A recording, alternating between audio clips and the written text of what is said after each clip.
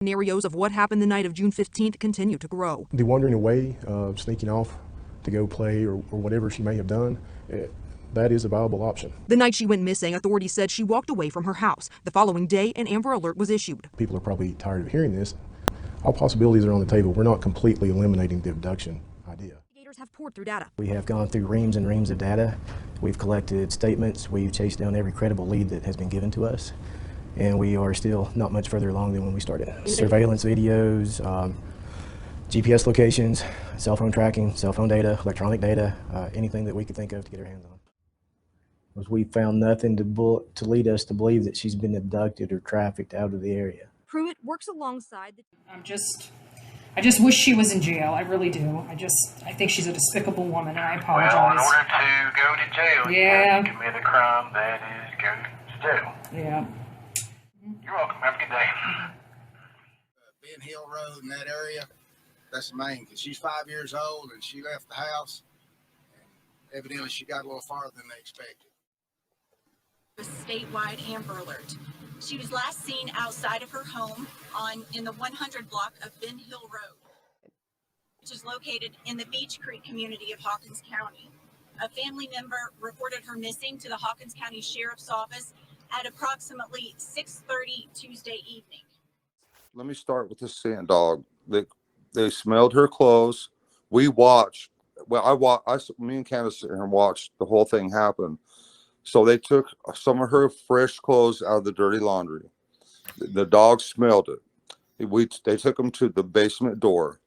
The dog went straight down the dog trail to Ben Hill Road down there. And the dog circled when it got down there and lost the scent. To me, meaning that she was thrown in a car and driven out of here. Okay. So the footprints, if you go out on Ben Hill Road, and you go west. So you go past our property all the way to the end, and you get down a little ways west up this way. There's a dirt road. I can't remember the name of the road, but you turn left into that and you'll see a bunch of no trespassing signs and all that. You follow the dirt road and it takes you all the way up on top of that hill up there, which overlooks our property. When you're up there, you can look down on our property and see our house. You're looking down on our house, and we live on a hill, so it's pretty high hill. So there's an unfinished cabin up there. This is the way TBI explained it to me. There's an unfinished cabin up there, and it rained like 2 or 3 days before Summer come up missing. So they found a footprint around an unfinished cabin, and I went up there and I looked everywhere, and I don't know what they're talking about, an unfinished cabin. I found a trailer. I found 2 trailers, and the other property I was kind of scared to go up around, but I looked everywhere, and I asked them if I could see the casting, but they wouldn't never let me see the cast that they made. But so they found a set of footprints there. Okay, the dog hid on that footprint there. Okay, and then if you come back down out of the hill and you come back down towards Beech Creek, they found footprints there. And that's the only 2 sets of footprints that I'm aware of that they told me about. Whoever grabbed her probably had her mouth covered, and I think she was gasping for air by the time she got down through here somewhere, because our neighbor heard a scream, a really funny scream. I think they just carried her to a vehicle and threw her in there and took her somewhere far away from here. Hawkins County Sheriff Ronnie Lawson has not publicly commented on specifics of the case until now. I asked Sheriff Lawson about Wells' claims. Did dogs follow Summer's scent down the trail to the main road? The sheriff says yes. The dogs had a pretty good track for a little while, but then it disappeared, but they lost scent when they come to the road. And sometimes canines, they will lose the scent when it changes different type, where they maybe went from the gravel to the pavement. What about this, Erica? Does the sheriff still believe that the public can help find Summer? Sheriff Lawson says he wants people in the Beech Creek area to keep looking for signs of Summer, especially pieces of clothing that could still turn up in fields. Investigators also need help finding that red Tacoma truck seen in the area near the time of Summer's disappearance. It has a ladder rack and white buckets in the bed. Still haven't found that. All right, Eric. All possibilities are on the table. We're not completely eliminating the abduction idea.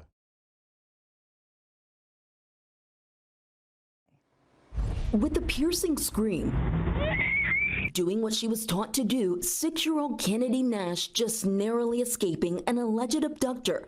The 6-year-old and her parents speaking exclusively to ABC News. This guy walked by and he touched me and he pulled me. The Ohio family surveillance camera caught it all. You can see Kennedy just steps from her front door when a stranger suddenly grabs her and tries to walk away with her. He wouldn't have let go of her if she wouldn't have pulled and screamed like she did. The whole encounter lasting less than 10 seconds. As Kennedy pulled away and screamed, the man quickly letting go. Kennedy then running inside for help. Her dad, Ricky, jumping into his car, following the man while on the phone with authorities. I chased him like he still had my kid. I definitely didn't want him to be able to go snatch another kid. Police later arresting 33-year-old Derek McPherson. He's in jail and charged with abduction and inappropriate grabbing. The Nashes say they talk with their 4 girls about how to fight off an attacker, never imagining they'd need to put that lesson into practice. I'm so proud of her, because as soon as she screamed, he let go. So obviously, you know, it does work. This man, 61-year-old James Brick, is in police custody this morning, accused of abducting a teenager. He was captured in Kentucky after his alleged 16-year-old victim made a hand gesture popularized on TikTok that alerts people of domestic abuse. A quick-thinking motorist recognized the signal and took action. What the TikTok hand gesture is you tuck your thumb in and you wrap your forefingers around it and you release. Tuck your thumb in, wrap your fingers around it, and release, back and forth. Deputy Sheriff Gilbert Achardo explained the hand signal used by the distressed teenager who was sitting beside her abductor in his vehicle. We think that the suspect just thought that she was waving at individuals because she was in the front seat where he was. An alert motorist saw the signal and called police, giving the dispatcher mile marker updates that allowed police to set up a roadblock and make the arrest. The signal was created by the Canadian Women's Foundation in response to a surge in domestic violence. The signal becoming increasingly popular on TikTok, but not widely known. The use of the TikTok hand signal signifying I'm in trouble, I need help, was a groundbreaking event for us and maybe nationwide, because had she not given that signal to a motorist and had a motorist not recognize that signal, who knows where that 61-year-old man would have wound up with this 16-year-old girl. And that teenager is now being reunited with her family in North Carolina. A good ending to a story that could have turned out so differently. Hoda? Wow. All right, Aaron, thank you. Quick thinking between employees led to a heroic child rescue. Right here on these stairs, a man grabbed a 10-year-old boy out of the water, luring him under the pretense of being the mother's fiance. But 2 employees at Coeur d'Alene Paracel didn't think it was right. Around 8 in the evening, surveillance video shows a man approaching the Coeur d'Alene Paracel booth with a child. Immediately, the kid went around me and kind of hid behind me and stated, "I don't know that man and he's not my dad." Police say the man insisted he was the boy's father, but Paracel owner Jamin Rodriguez sensed something was wrong.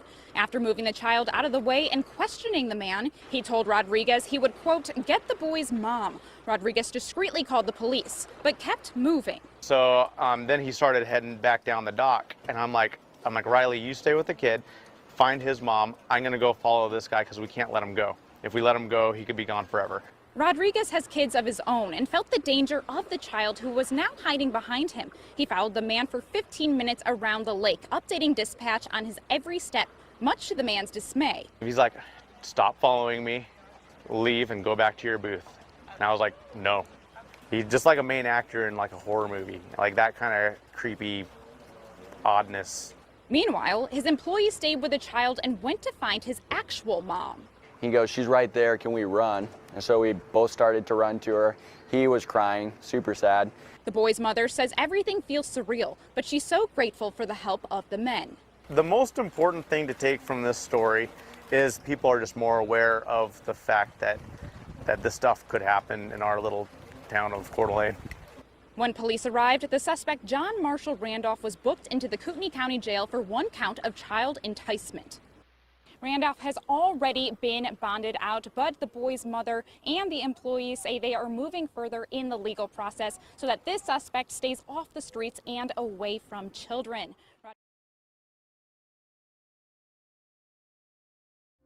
In 2018, 7-year-old Emmy McCardell was sunbathing outside her home in Salt Lake City when a car pulled up and greeted her. He asked her a suspicious question. No. Emmy knew just what to do, yell no and run into her home. I believe that he was looking for a child to take. She came running in and said, "Hey, there's a tricky guy outside that tried to get me." I didn't want to go with him because he looked like a tricky man, and I didn't know him, so I didn't want to go with him. No. You can hear him ask if she wants a bicycle, and she says no. Michelle says she taught her 2 kids from an early age about stranger danger. Never go with a tricky person because they try and take you to a bad place. I'm so grateful that she knew what to do.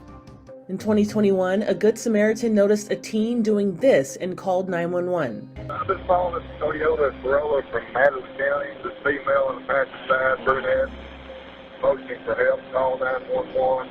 She was giving the TikTok signal, the hand gesture signifying that she needed help. They apparently learned the hand gesture after watching this demonstration on TikTok of a woman using the signal as her abuser stood in the background. Here's how it works. Place your hand like this, palms out, then tuck your thumb into the center of the palm and cover it with your fingers. It's a way to subtly let others know you're in distress without having to verbalize it. Just all one fluid movement, and it says, I need somebody to check in with me in a safe way.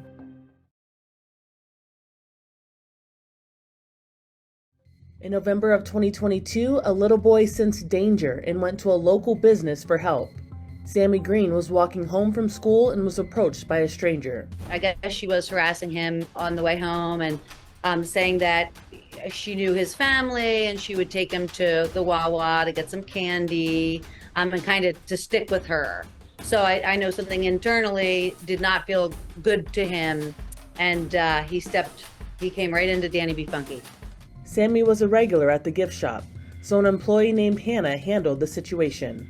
I mean, he was just so cute, but he walked right in the door, and the woman actually held the door open for him, kind of waiting for him to come back outside or see what he was kind of doing. And he came right around the counter and whispered in Hannah's ear and said, will you pretend to be my mom?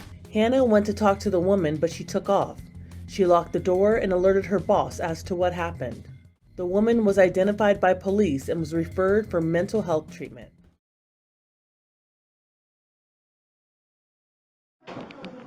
Blood in bed, man. Hey, here she is. Got her. We got her. We got her. It's nearly 2 o'clock in the morning in Fort Worth, Texas. 8 hours into the manhunt to find a kidnapper and to rescue the little girl he abducted. This officer's body camera is rolling as a squad car approaches a hotel in an outer suburb. Once parked, time is of the essence. The officers must figure out if they have the right place and the right suspect. They immediately check out the vehicle reported in the 911 call and what looks like blood in the front passenger seat. Armed with the room number from the original 911 call, the officer with the body camera heads inside, only to find the front desk shuttered for the night. Can you get me in real quick? Can you get me in real quick? Hello, do you work here? Yeah. Do you have the room information for room 333? I need it like fast. Provided in that paperwork, a copy of the man's license. John 224 ADB. Matches the description. At this point, just minutes after arriving on scene, You got the RAM? I do. A group of police and task force agents have enough information to make an attempt to get inside room 333. They, of course, were exposing themselves to dangers. We knew very little about the subject. We didn't know if he was sitting behind there with a rifle. PD, open the door. But I seriously doubt if any of them even gave that a passing thought. Their mission at that point in their lives was to get in that door and find that girl. Open the door! Fort Police Department, open the door! Open the door! Bring it. Open it! Hands! Let me see your hands! Step out here! Step out! The suspect is pulled out of the room. The team then rushes in, searching for the girl who is nowhere to be seen. Hey, here she is! Got her! We got her! We got her! We got her! We got her! The officers' relief and excitement clear as they tell everyone the girl is here and alive. She's in custody. We have her. The little girl had been forced to hide in a storage bucket, covered in dirty laundry. It was the same trick that worked the first time police searched room 333. Got her! We got her! We got her! But it did not work this time. The subject had actually threatened the victim We need an EMT. Get call MedStar. that he was going to harm her and her family if she made any sort of outcry or try to notify the police. Can we get her out? Come on, sweetheart. You're okay? Yeah. You're safe. We got you. You're gonna be okay. Their excitement clearly tempered by the anger and anxiety that someone would kidnap and attack a child. We got her. Hold the door. Let's get her in here so she can sit down. You do me a favor? That man right there, the Good Samaritan who made the 911 call, a pastor who actually knows the family, on the phone with the girl's dad, delivering the good news. Ford Police Operator M727, what's the address?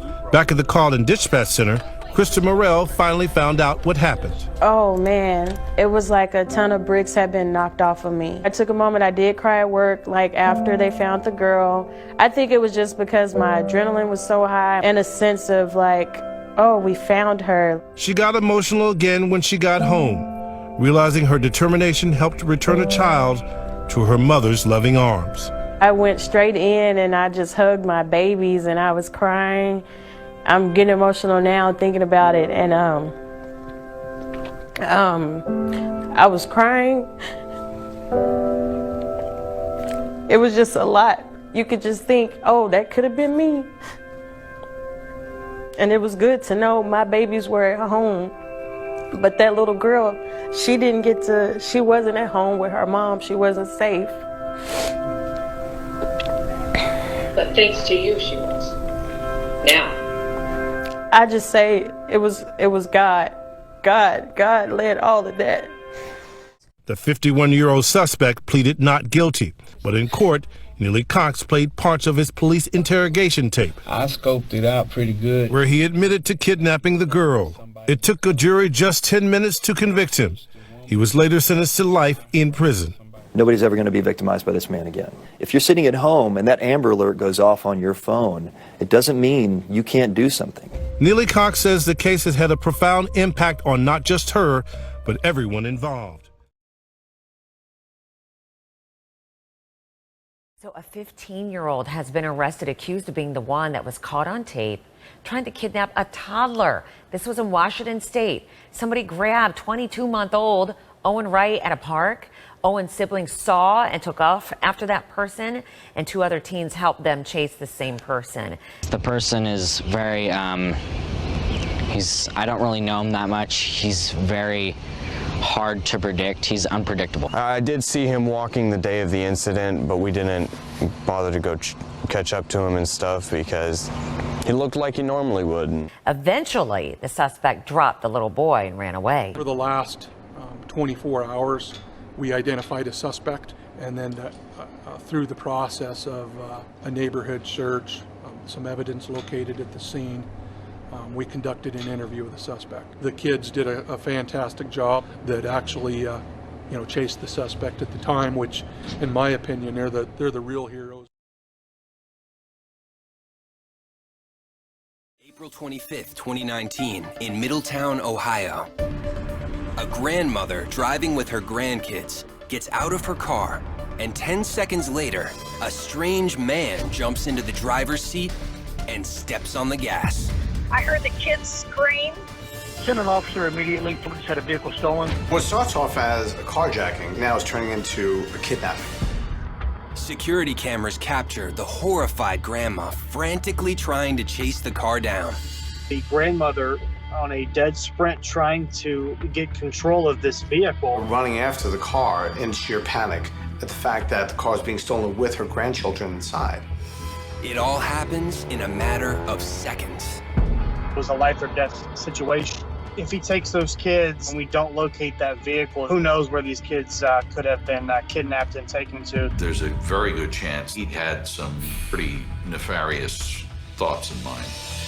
As the grandmother desperately tries to latch onto the driver's door, the kidnapper reaches for the children. He had grabbed onto Skylar's hoodie. You can see his arm go back towards the kids. She's running to get to the driver's side of the vehicle. It's an extremely terrifying moment for her. This was just such a wild scene. What does this man want? Why has he targeted them? As he tries to grab onto the little girl, her brother tries to fight him off and open the back door. He goes to grab his sister to pull her out, but now the kidnapper is pulling her to avoid that from happening. So now we have a really dangerous situation here, but something the young boy does will change everything. He's probably the bravest kid I've ever met.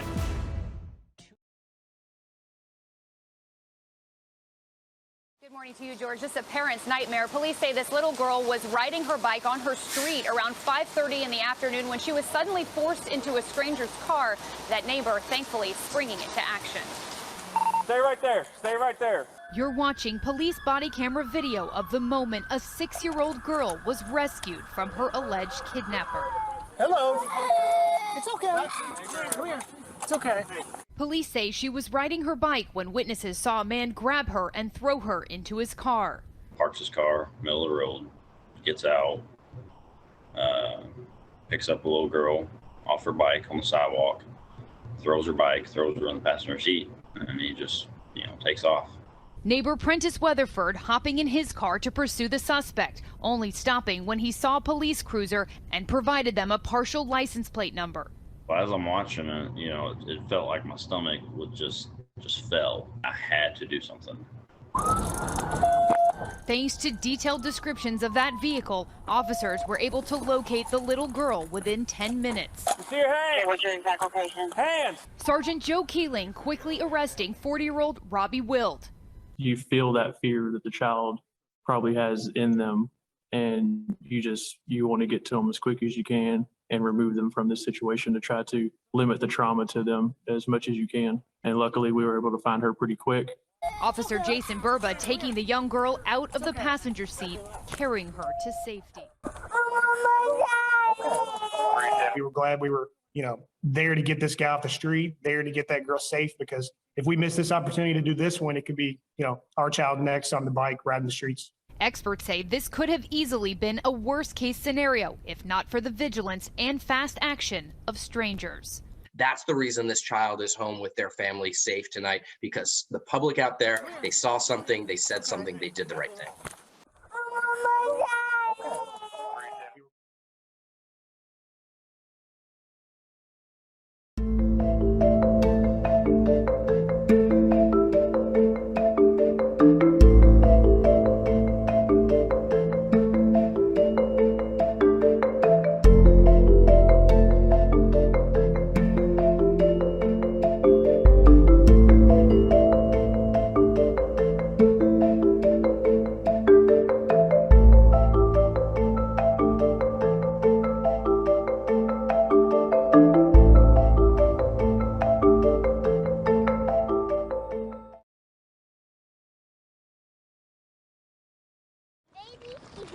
San Diego police say a 9-year-old girl stood on the corner of Shoal Creek Drive and Stony Gate Place waiting for her mother to pick her up from school, a popular pickup area down the hill from Shoal Elementary School, including for Annie and her daughter. Every day, and so today I think the kids don't really know what's going on today just yet, so I wanted to come up and walk her down myself today. Police say a man described as 5'11" with a slim build asked the girl to follow him. She refused. Police say the man then grabbed the girl by her wrist and dragged her down the street until she was able to break free and run away. Police say the man wore a full face mask, dark pants, black shoes, and may have had a backpack. What's really distinctive is this person was wearing a mask and they had bright blue eyes. They also smelled strongly of alcohol. Says it's a busy time of day. It's 2 o'clock in the afternoon on a school day.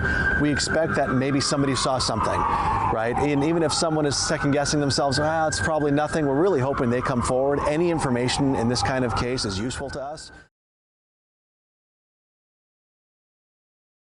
In Logan County tonight are searching for a woman who allegedly posed as a CPS worker and tried to take a child away. This happened on Tuesday afternoon. Yeah, crazy story. We first told you about this yesterday. As News Channel 3's Kim Rafferty reports, the Logan County Sheriff's Office has even reached out now to the FBI for some help.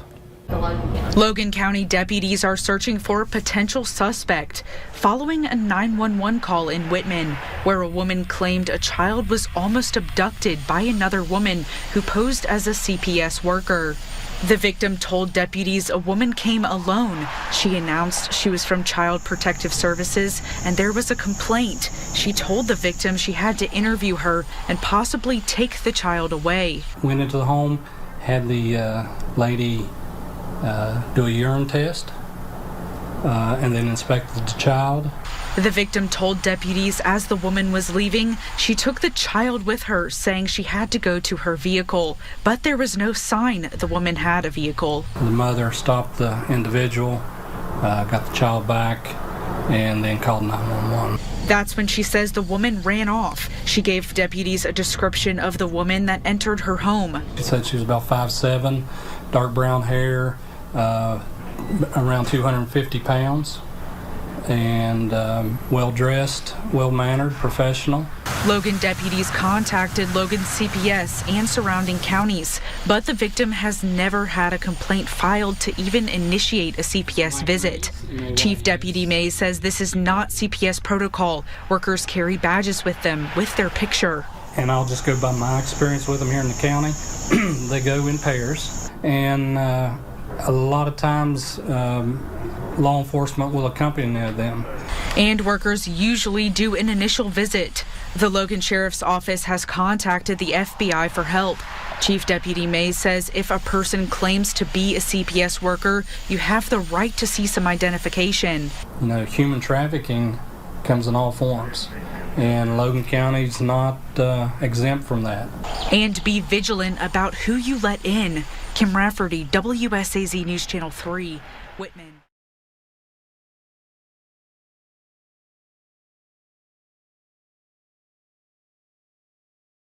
May 16, 2005 was a typical rainy day in the Pacific Northwest until an urgent 911 call came in from a resident of Kootenai County, Idaho. The resident initially called 911 to report a white pickup truck parked on his property that he didn't recognize. Unbeknownst to the caller, this would spark the beginning of an investigation that would send authorities headfirst into the most disturbing case they had ever discovered. Yeah, and the thing that really triggered me the most was I was reading the Nicholsworth, and I seen her picture in the Nicholsworth, and I showed it to one of the waitresses here, and she said, "Oh my God, she's in here." When a missing little girl is spotted at a store and then a local Denny's, the other customers couldn't believe their eyes. What were the chances that a child who had been abducted weeks earlier was sitting right in front of them in broad daylight?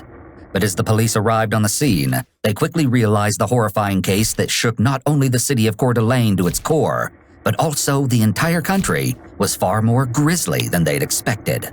And worse than that, the perpetrator was even more depraved than anyone could have ever imagined. And this was only just the beginning of his crimes.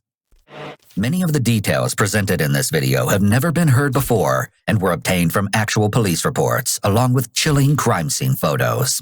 As it turns out, the caller owned a nearby house adjacent to his property and rented it out to a couple, 40-year-old Brenda Groney and her boyfriend, 37-year-old Mark McKenzie. Brenda had 3 children from a previous marriage who also lived in the home: 13-year-old Slade, 9-year-old Dylan, and 8-year-old Shasta. I don't know if you guys just want to send a deputy down to look, just maybe check through the windows or whatever. I don't know what you guys would want to do, but it's just awfully weird to me. The girl looks exactly like the little girl. She looks really, really a lot like the female that's in the picture. Authorities arrived on the scene, and the man with the little girl was quickly identified as 42-year-old Joseph Edward Duncan III from Fargo, North Dakota. Soon, detectives also discovered that Joseph had a lengthy criminal history. Multiple warrants. This guy is criminal conduct, carnal abuse. He's an escape risk. News soon broke that the little girl with Joseph was in fact Shasta, and she had an unbelievably horrific story to tell. Before even leaving the Denny's restaurant, Shasta reportedly told authorities about the deaths at Wolf Lodge and that Joseph was the perpetrator. Then she was transported to a nearby hospital for treatment. Officers contacted her father, Steve Groney, and he raced to the hospital to be by his daughter's side. Of course, authorities immediately took Joseph Duncan into custody, but one important question was still hanging in the air. Where was young Dylan? Authorities soon uncovered surveillance footage from a convenience store in Coeur d'Alene. Their findings were ominous. Joseph and Shasta could be viewed seemingly traveling alone. Then, later that same day, an officer experienced in working with children visited Shasta in the hospital, where she recounted her grueling version of the events leading to that point. Please be aware that the following details came directly from Shasta and are incredibly upsetting. Your discretion is advised. Shasta recalled being abruptly woken up by her mother on the night of May 16th and told that an intruder was in the home. Then she went into the living room where her entire family had been ordered to lay on the floor, were bound and held at gunpoint. She identified the intruder as Joseph Duncan, a man she claimed to have never seen or met before in her life. After a few moments of silent terror, Joseph tapped Shasta on the head and gave her a simple shush gesture as he picked her up and carried her out the back door. Shasta was laid on the grass outside and warned that she would be hurt or killed if she didn't stay quiet. She said Dylan was brought out and laid on the grass beside her a short time later. Joseph then went back inside, and that's when things took a deadly turn.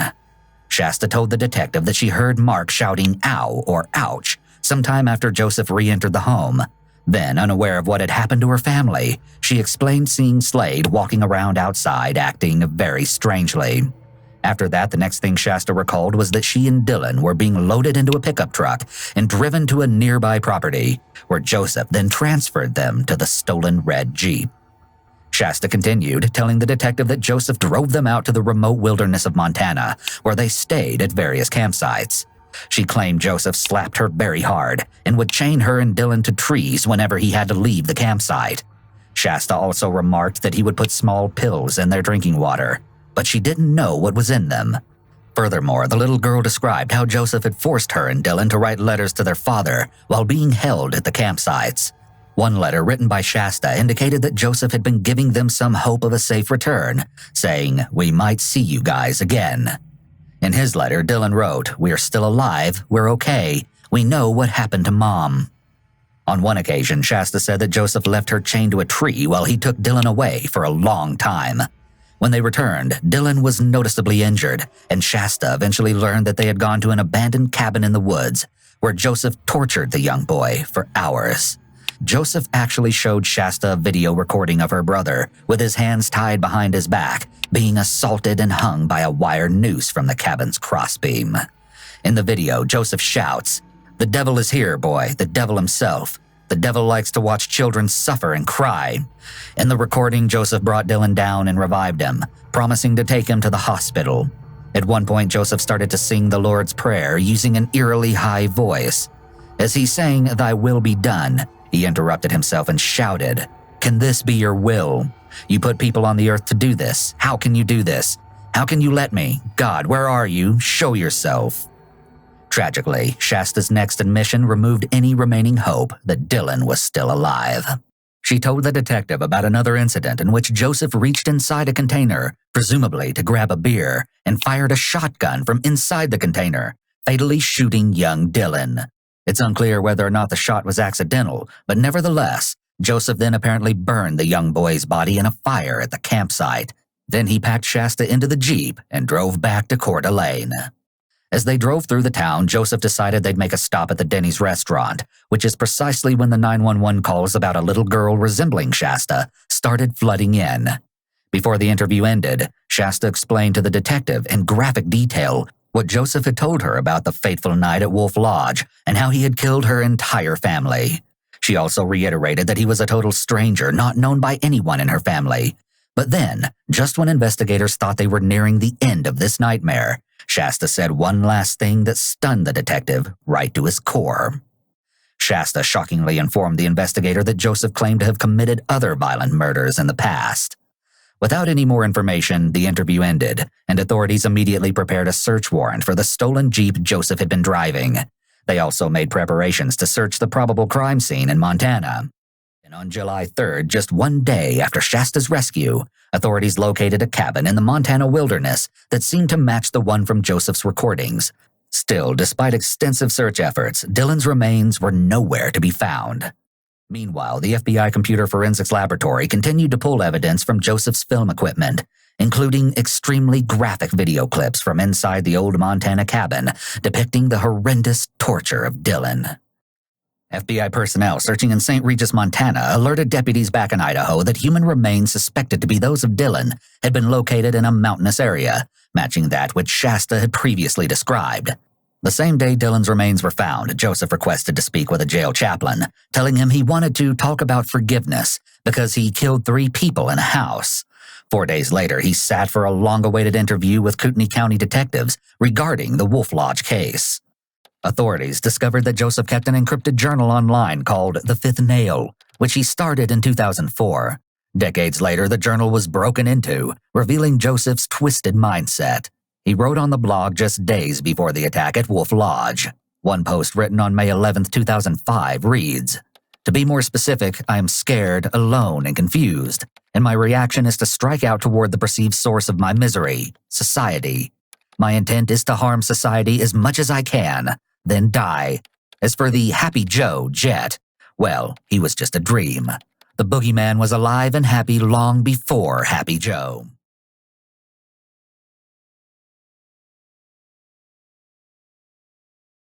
When speaking to detectives, Joseph told them that he just happened to pass by the Wolf Lodge home and noticed Shasta and Dylan playing in their swimsuits in the yard.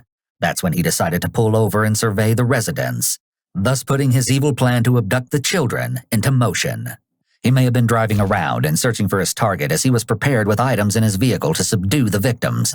It's likely that he'd fantasized about a scenario like this many times, and when he spotted the kids, he saw this as his opportunity to act. They asked him to provide his account of exactly what happened on the night of May 16th.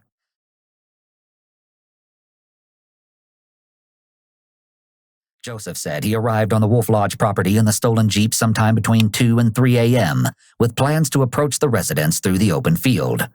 At this point, Joseph went into great detail about the extra measures he took to ensure he left no trace behind, stating he was very knowledgeable of criminal procedures and crime scene processing.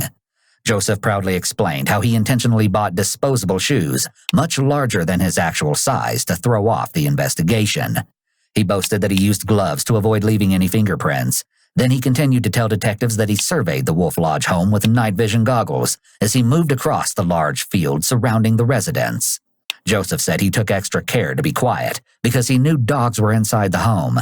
However, while he expressed concern over establishing where the parents' room was located, he appeared to already know exactly where the children slept at night. Detectives surmised that he likely gathered this information from stalking the 2 children before the attack. Nevertheless, once he felt confident that there was no movement inside and everyone was asleep, Joseph placed himself directly outside Shasta and Dylan's room. He stood on a lawn chair and peered intently inside the window, ready to enter and snatch them from their beds. But then, something happened that sent the night in a deadly new direction. One of the family's 2 dogs suddenly entered the bedroom and seemed to sense something was wrong as it began sniffing around the room. Then the dog unexpectedly looked directly up at the window where Joseph stood, frozen, and began to growl. Joseph instantly jumped off the chair and ran to a fence line on the property, saying at this moment he thought to himself, "Shit, he made me." It seemed as though he was blaming the dogs for what happened next, as being made is slang for being caught or seen. Joseph said he waited by the fence for approximately 1 hour to see if anyone had been alerted by the dog, but no one came out to investigate, and he didn't notice any movement inside the home. Joseph told detectives of this time spent waiting outside. I kept looking for excuses to not do what I was going to do. Joseph also claimed he was nearly ready to abort the entire plan, looking for any excuse just to leave, but ultimately decided that if he returned and found the back door unlocked, he would go through with the crime. But if the door was locked, he would leave the family alone. So Joseph said he walked back to the home, and as fate would have it, the door was slightly open. He entered the residence carrying the sawed-off shotgun, with the first round being a bird shot to scare off the dogs if necessary. The second round, he said, was a slug intended for the man. Much to his surprise, the dogs didn't seem to notice as he opened the back door, but Joseph said he still retreated to the fence line for roughly a half hour to build his nerve. Then he equipped himself with duct tape and zip ties from a backpack he left in the field and quietly approached the back door again, wearing a hat and a mask. Joseph said that when he entered the home, he found Brenda asleep on the sofa. He then stated, "I froze. I didn't expect anyone to be in the living room." Joseph explained that he felt scared for a brief moment as he backed into the kitchen and waited to see if she would move, but the house remained quiet. So he continued to look around for the two dogs, and as he moved down the hallway, the dogs abruptly charged toward him from inside Slade's bedroom. Joseph described swinging the shotgun in their direction, fully prepared to shoot, but said the dogs quickly scampered away at the sight of the firearm. Joseph ducked down to hide, saying he could see from that position that Brenda had woken up. However, while she appeared to be looking directly at him, Joseph said she didn't seem to sense that anything was amiss yet, as she turned the light off and returned to lying on the couch. Joseph reported that her eyes seemed to be fixed on him, but he couldn't tell whether they were open or not, so he decided it was time to make a drastic move. He made his way over to Brenda, and with the shotgun trained on her, Joseph harshly whispered in a low voice, "Where's your husband?"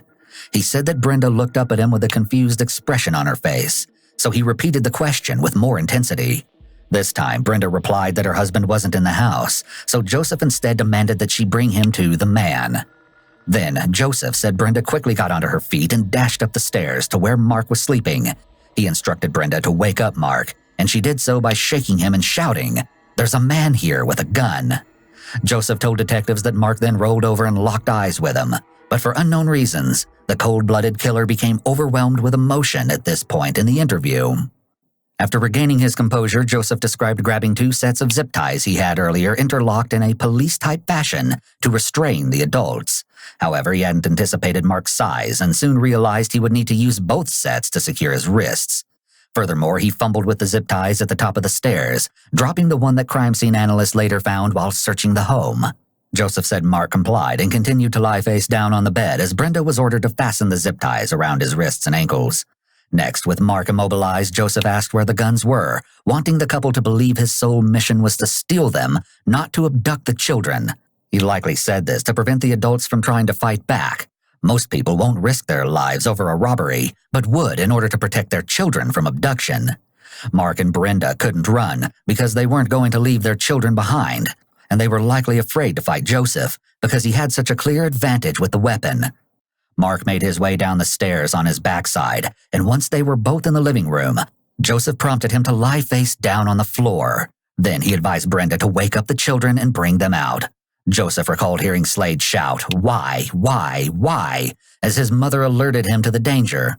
With Slade out of his room, Brenda went into Shasta and Dylan's room and guided them back to the living area, where Joseph bound their wrists using duct tape and zip ties. When the entire family was secured on the living room floor, Joseph told the detectives, "I stood for a moment and surveyed my work. I thought how easy it was." The following sequence of events lined up precisely with what Shasta had told investigators about Joseph carrying her and Dylan outside and laying them on the grass. After bringing the children outside, Joseph returned to his backpack at the fence line and retrieved a framing hammer before re-entering the home.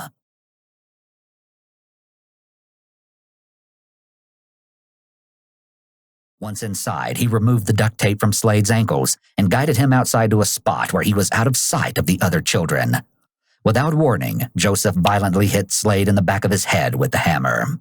He immediately fell to his knees, and at that point, Joseph struck him again, prompting the 13-year-old to fall face down on the ground. Assuming he was dead, Joseph went back inside the house and told Brenda to stand, but because she was bound at the ankles, Joseph had to help her up. Once she was upright, Joseph said he tried to use the hammer's claw end to cut through the duct tape around her ankles so she could walk, but instead, Brenda was sent face first back onto the floor when he pulled up on the weapon. Joseph stated that Brenda was clearly injured from the fall, so he decided it was time to end her pain. At this point in the interview, he briefly spoke about his empathetic side, saying, "What I did next was an act of compassion." Then he expressed hitting Brenda 2 or 3 times in the head with the hammer.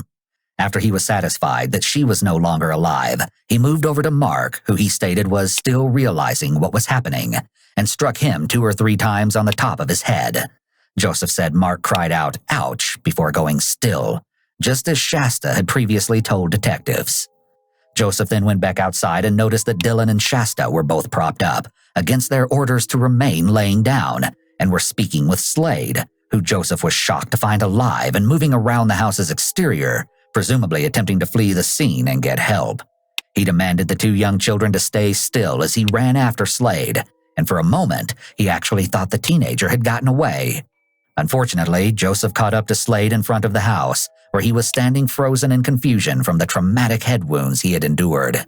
Joseph mercilessly struck him in the head, neck, and shoulders several more times with the hammer, until he finally dropped to the ground. Before leaving the home, Joseph went back inside to check on Brenda and Mark.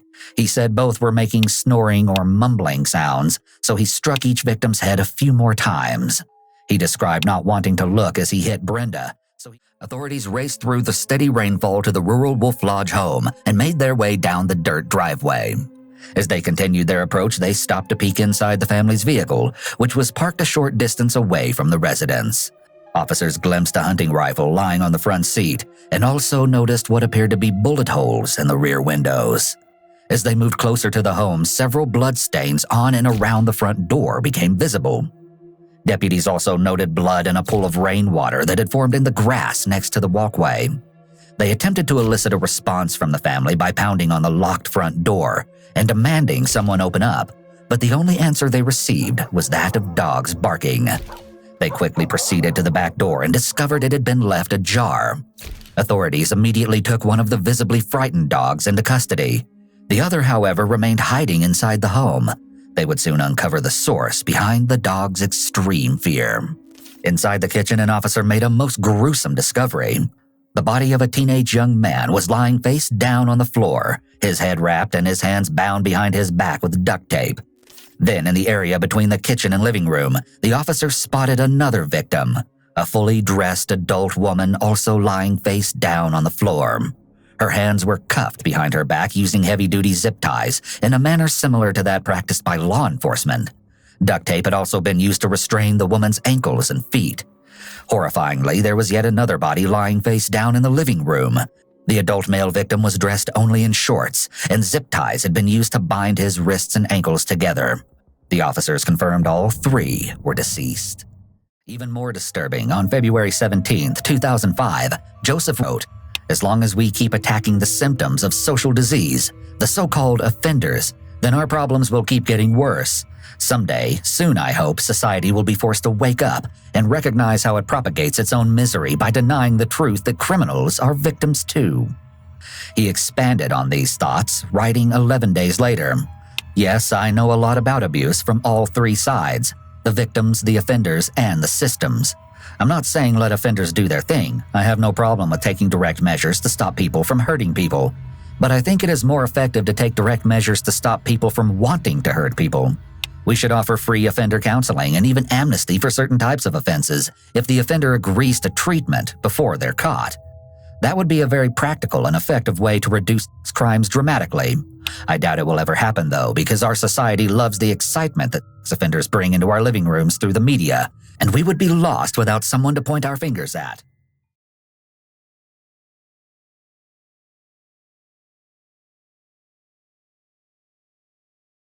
The use of the TikTok hand signal signifying I'm in trouble, I need help, was a groundbreaking event for us and maybe nationwide.